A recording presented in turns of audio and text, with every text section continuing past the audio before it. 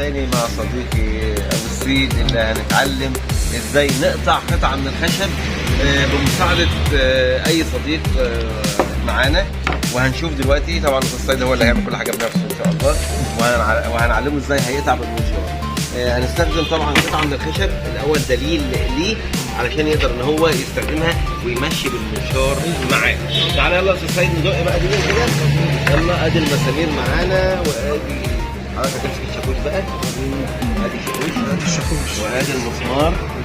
هتدق لي هنا مسمار في الخشبه دي كده. ايوه. طب المسمار ده كام طيب؟ المسمار ده كام؟ مش مشكله 5 سم. تمام. ايوه ده لازم تجيب مسمار طويل بس مش مشكله. اهو دي كمان مسمار الناحيه الثانيه، مش مشكله طول لان احنا بنعمل دليل. ايوه تعالى لي هنا كده. ايوه هو امسك ونزل ايدك تحت ده الدليل بقى يا باشا. ايوه ماشي.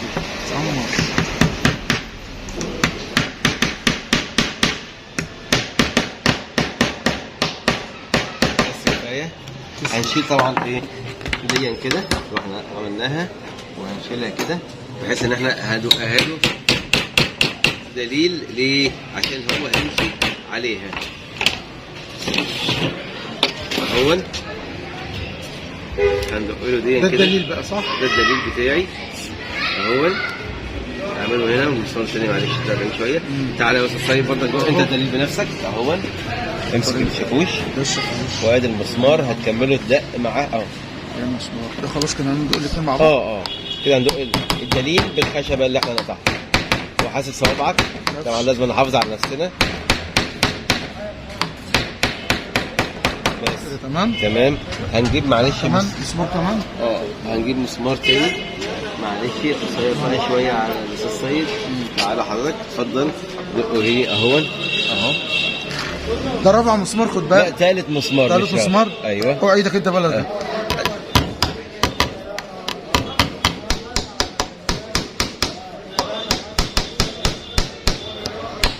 كده لازم نعمل بس كمان سكه. لا ده اهو على الاخر. طيب تمام.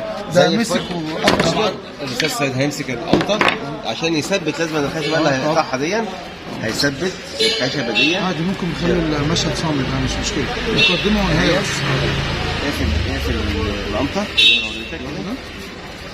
كده. سيبني بقى اخد بالي من الزوايا اللي ماشي بس كده. ده هيربطها بالترابيزه. اطرف القمطه ولا خليها جوه؟ لا جوه مش كده. بس كده. طبعا هو هيقفل قطع الخشب عشان يمسك بالترابيزه. القمطه كده مسك كويس. ماشي تمام. هيبدا ان هو يمسك المنشار بتاعنا اهو. والدليل بالايد الثانيه عشان يعرف ان هو هنا. ده المنشار هيبقى فين؟ كده على طرف الخشبه. وده الدليل. كده بنشر بنشر حته الخشبه اهي من هنا. مش موقف مستقيم بس عشان هيبدا صح كده. صبعك ايوه خلي بالك من صبعك وبالراحه. اقطع بالراحه. دلوقتي انا بنشر اهو.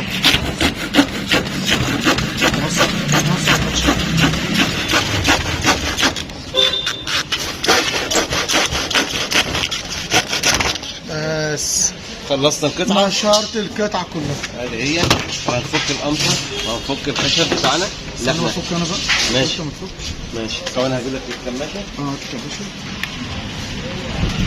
3 كده بنستخدم الكماشه. كده استخدام الكماشه عشان خلع المسامير.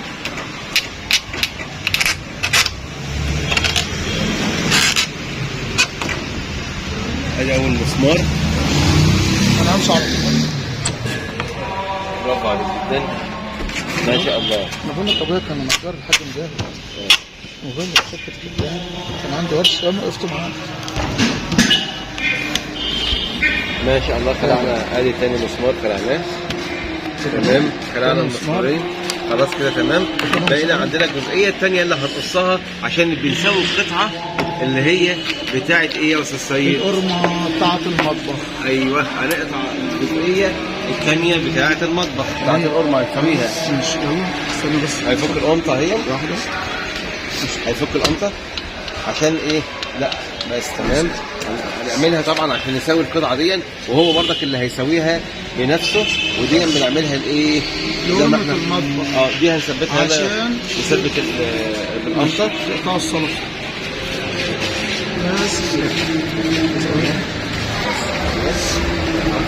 انا كده بثبتها. طبعا بيقفل القمطه على ايه؟ على الخشب. على الخشب عشان يمسك في قلب الترابيزه اللي احنا الاساسيه اللي احنا بنعملها. ونقطع عشان نعرف نقطع دي. طبعا بنجيب الدليل تاني بتاعنا. 3 ايه اللي بالشاكوش؟ خليكم معايا يا حبايبي.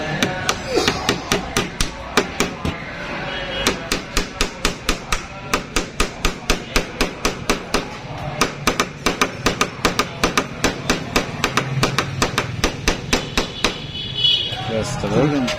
المسمار الثاني بس كده.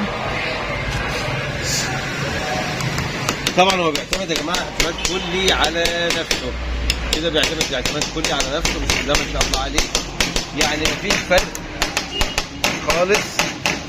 وبعدين انا طلع ان هو بسم الله ما شاء الله كان عندهم ورشه نجاره لوالده، وبسم الله ما شاء الله عنده خلفيه حلوه. ويمسك المنشار عشان يقطع تاني الجزئيه بتاعتنا مع الدليل. بيمسك الدليل ايديه ورا الدليل عشان صوابعه. ماشي. واحده بس. ايوه.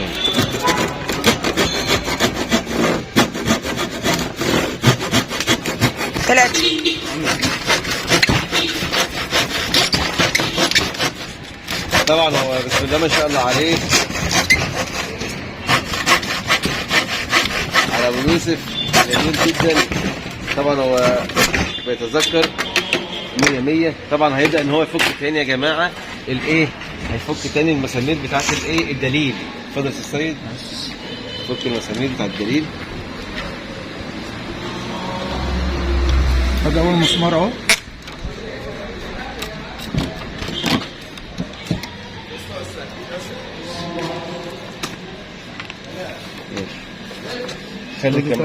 خلي كماشة وانت تعمل اعملها قدام كده عشان تخلع مع بعض. خد.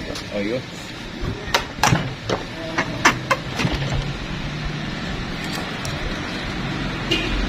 خلعنا الدليل خلاص تمام. خلي الدليل اهو. خد المسمار. هنبعد شويه الادوات بعيد عننا شويه كده ونفك القمطه. نفك القمطه الزرار بتاع الفك. بصوا الزرار اللي فوق لا اللي فوق واحده. هو ده تكه واحده كده بس. طبعا زي ما احنا شايفين كده القطعه اللي هيعملها قرمه عنده في المطبخ عشان يقطع عليها السلطه اي حاجه. طبعا بصل بتتنضف جزر وتتمسح كويس قوي تتغسل. بدانا جهزنا عين اللوحه. لوحه القرمه. ايوه. طبعا في مبرد ننضفها الاول. طبعا دي احنا عشان تفتكرونا اسمها ايه؟ قناه. بص كده قناه اهي عشان تتذكروا معانا. قناه حكايات